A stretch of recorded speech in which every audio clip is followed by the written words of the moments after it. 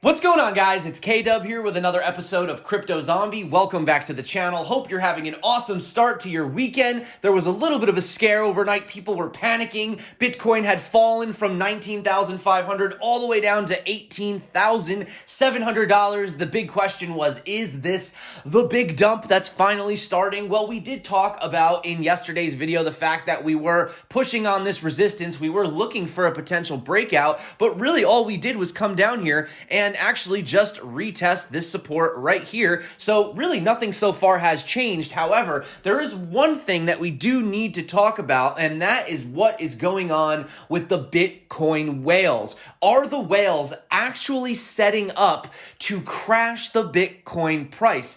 Well, let me just say this. If it does happen, and no, this isn't any type of clickbait or anything like that, I actually want to show you why a massive sell-off from these whales would actually be one of the most bullish things possible for Bitcoin. And it's not just because, oh, the price is overheated. It's actually something fundamental that is happening right now for Bitcoin that not a lot of people are really talking about. And I think it's one of the biggest shifts happening right now. Also, I do want to talk about massive news for Bitcoin and the altcoins that quite possibly could be the biggest news of the year, and yet really no one's mentioning it right now. So we're going to talk about that, and also make sure you watch the video all the way to the end. I do have a little bit of a surprise. You might have already seen it, but if you haven't, it's a little bit of a treat and you might enjoy those 4 minutes of the video. So we'll get into all that. If that sounds good to you, you know what to do. If you're not subscribed, definitely consider it.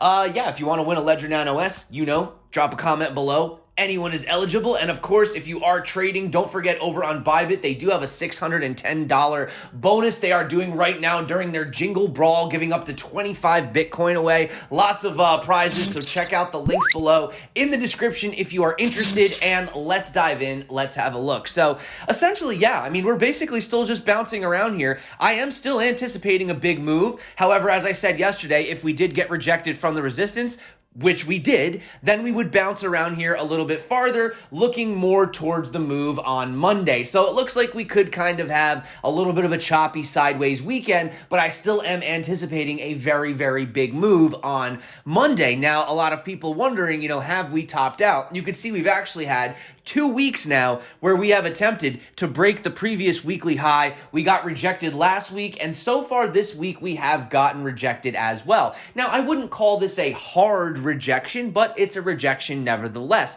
The more we continue to get rejected, the more likely it is that we are actually topping out, and we are looking to actually go down to some of these previous levels. Now, talking about the Bitcoin CME futures gap, lots of people are saying that's the reason why we have to go back down and fill the gap. I don't actually agree with that. I think we might fill the gap just out of pure coincidence, but what is more likely happening is Bitcoin is actually just retesting the support, and we got very far off of it. You can see over here on futures, we did have, what did I just do? Oops, I meant to draw and not put an arrow. Let me get rid of that. So, basically we have had a lot of retests here. We did get off of the support right here. When we did have that dump, it acted once again as support. And you can see, we've kind of gotten off the support again. So we may need to just come down here and retest, maybe even quickly. That might be the potential gap refill that everybody's looking for. That could bring us down very quickly to, the mid $17,000 level, which I do believe we would spring back. Now, having a look at the worst case scenario for Bitcoin, you can see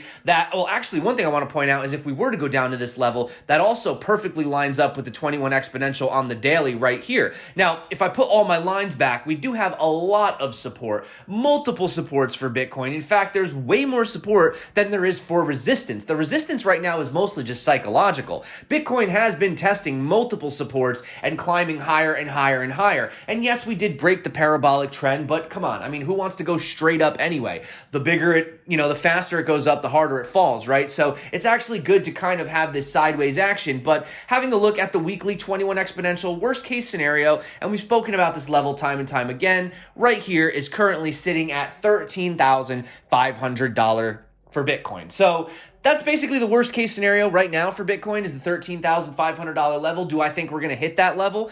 To be honest with you, no. It's possible, but even if we did go down to that level, it's not like we're going to hang out there for like a couple days. If we go down to that level, I'm thinking instant wick and then, $2,000 daily candle following it right back up to 15,000 and then continue moving upwards. So basically what I'm trying to say right now is this is not really the time to be shorting.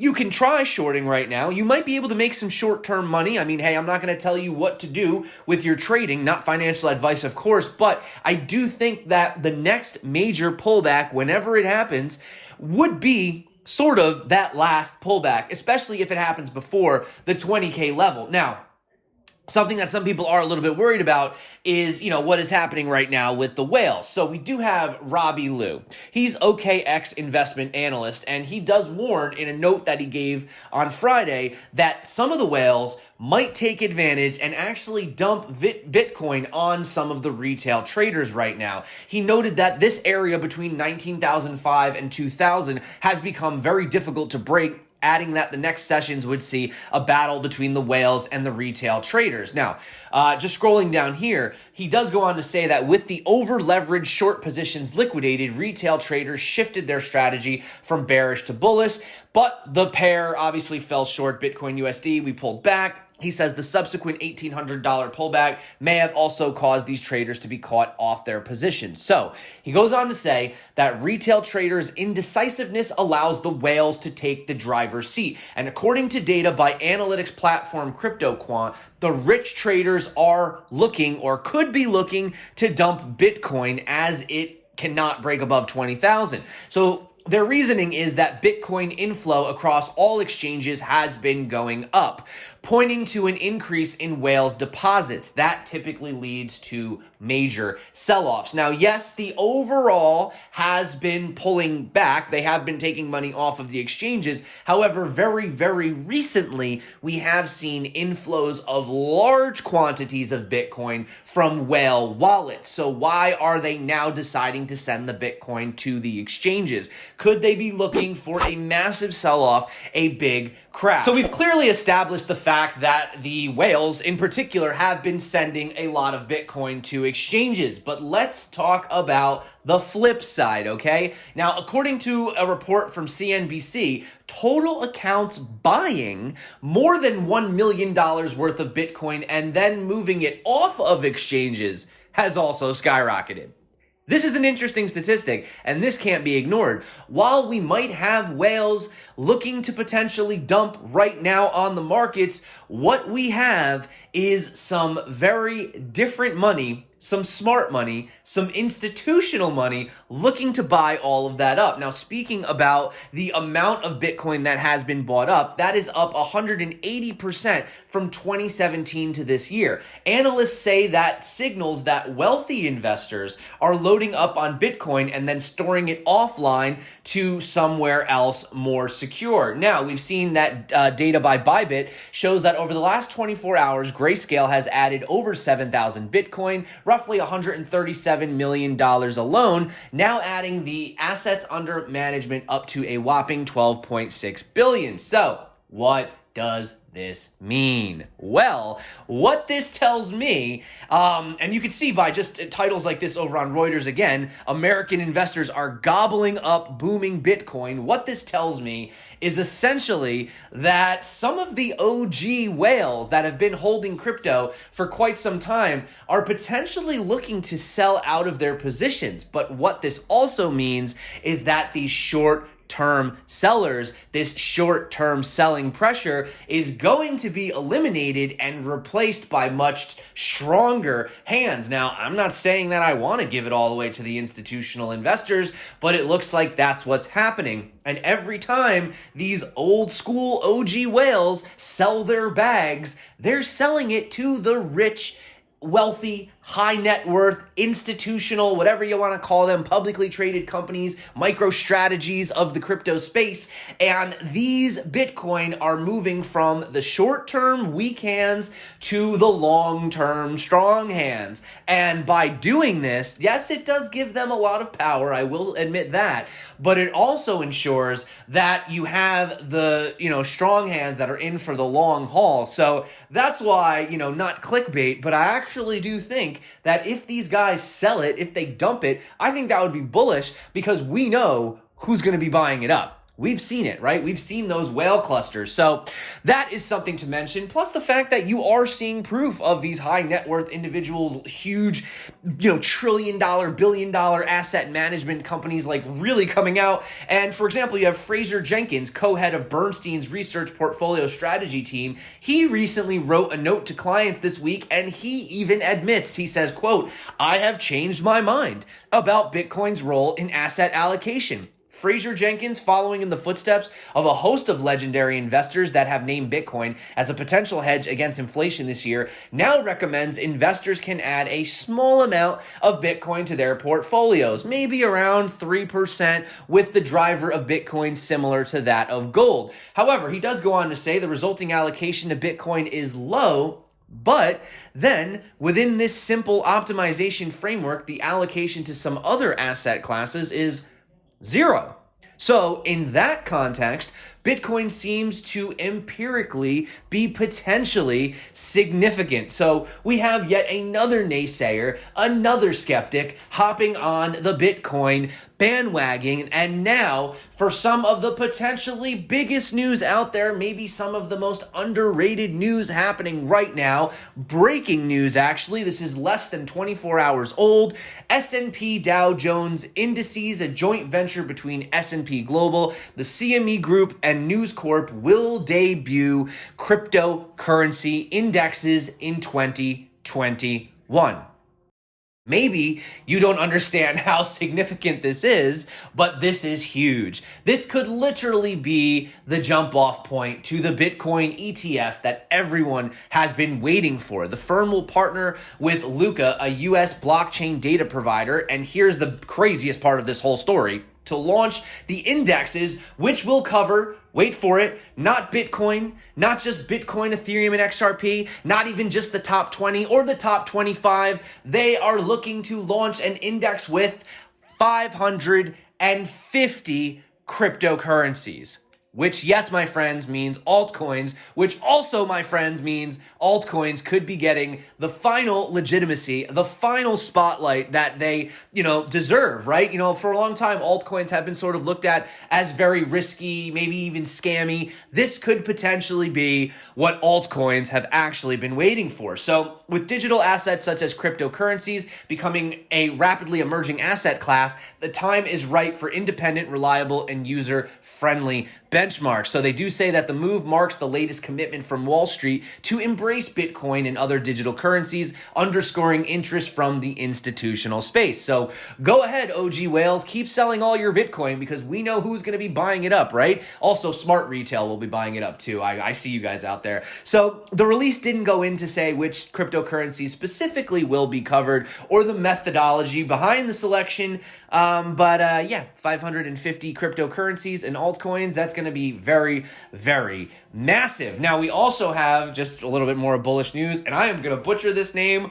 Hawken Offhauser, is that how you say it? One of Germany's oldest traditional banks is boarding the cryptocurrency adoption train with the launch of a crypto fund early next year. Dubbed the HAIC Digital Asset Fund, the product will focus on Bitcoin, Ethereum, and Stellar. Interesting choice for the third one. They're partnering with Berlin-based digital banking platform fintech Capilendo to offer the crypto investment solution. According to the reports, the crypto fund will be open to both institutional and semi-institutional investors, once again helping to build the pipes and lay the foundation for more people to get the access to Bitcoin and cryptocurrencies that they deserve. And finally, I just wanted to end on the fact that India is reportedly looking to plan or plans to attack crypto investors as Bitcoin price and trading activities have soared ever since they lifted the ban. So if you can't beat them, join them, or in the government's case, find out a way to tax them. And finally, for everyone who stuck around all the way to the end of this video, you probably have already seen this, but this video has been floating around Twitter for like the past couple days. If you haven't seen it, I think you should watch it. So I'm just going to play this clip for you. It's about 4.5 minutes. And this was a debate between Brian Kelly and Peter Schiff over which was better, gold versus Bitcoin. And this came out in February of 2017 when the price of Bitcoin was roughly around $1,000. So I thought this would be a fun way to end today's video and to kick off the weekend. So if you're interested, definitely check this out. And it just kind of goes to remind you that, you know, you may have a lot of naysayers coming out and saying things about Bitcoin, but yeah, don't listen to them because we all know where the price is going. But without further ado, here's that clip. Fast Money is proud to present our own Brian Kelly versus Peter Schiff of Euro Pacific Capital. The question at hand: what is a better bet going forward, gold or Bitcoin? BK, you first. Yeah, well, for me, obviously, it's Bitcoin, and I'll tell you why. Because Bitcoin is not just digital gold. I think that's what a lot of people get wrong here. It's a technology platform that fintech is being built on top of. It is a once-in-a-generation investment opportunity, similar to the internet, growing just as fast, if not faster. It's the internet of money, and I'm not the only one on this. Everybody's involved in it. Federal Reserve just released a paper on it and has a working group. Bank of England is involved in it. 14 of the top 30 banks have active projects going on. JP Morgan, Goldman Sachs, CME, NYSE, New York Stock Exchange are all involved in projects as we speak, building on top of this technology.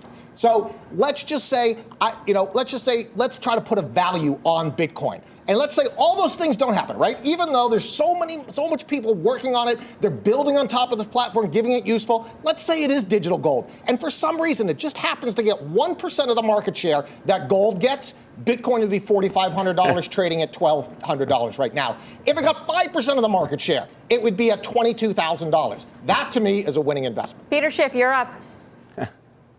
Well, it's not digital gold. I agree. It's digital fool's gold. Today's Bitcoins could be tomorrow's Beanie Babies. The whole principle behind Bitcoin was to replicate the properties that made gold uniquely suited to be money and act as an alternative to fiat currencies.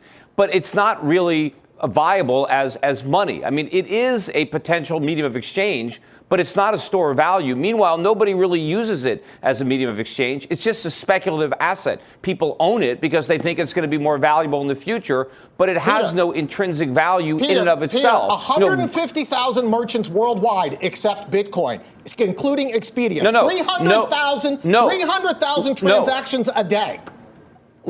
No merchants accept Bitcoin. They work with a company called BitPay. They accept dollars. What happens is there are no merchants that price their merchandise in Bitcoin. It's impossible. So it's a gimmick to try to pretend. It in Bitcoin. It's their choice if they want to convert it back to fiat dollars. It's being used in trade finance between Brazil and China. I didn't interrupt you. People are actually using it, Peter. You're missing the whole story here. You're missing it.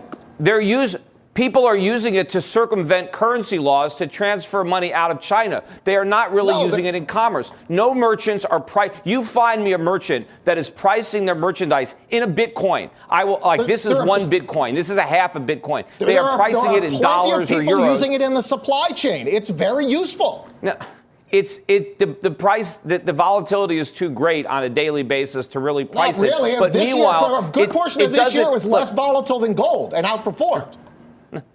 It is not less volatile. But look, meanwhile, was this year. Gold had a long history of intrinsic value before it was money. People desired it for its properties, and it was very scarce. So it had a lot of value because its unique properties were hard to come by.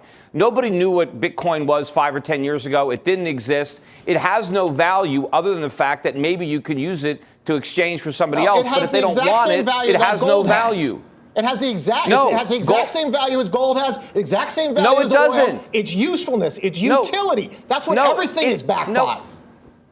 No, Gold's it's just not. a rock. Gold, it's just a shiny rock. It has some special qualities, but it's just a shiny rock. Look, you're a member of a cult. That's why you have to keep screaming at me. Peter, stop. There's nothing that you can do with your Bitcoin. Does that mean it's not going to go up to 2,000 or 3,000? It could, and then it's going to go to zero with my Bitcoin.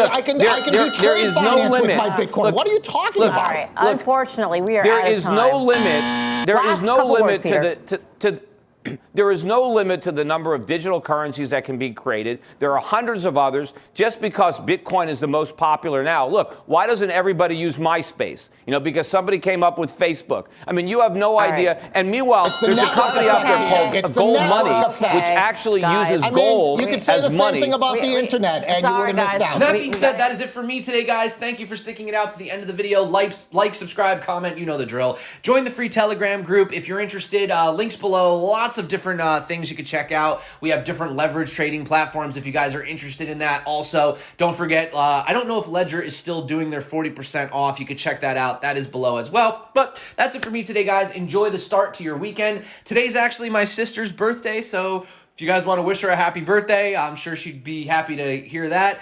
She's not too happy, though, about the rules right now about going out, you know, a certain amount of people to a table. She's pretty bummed about, you know, that. She wanted to go out and have a nice dinner tonight. But that being said, we are going to find something to do for her birthday. So those are my plans for tonight. You know, maybe a few refreshing of my Blockfolio app as well. But that is it. So thanks for coming back to the channel. You guys rock. You're the reason that I do this every single day. My name is K-Dub. This is CryptoZombie. Until next time, stay crypto, and of course, peace out.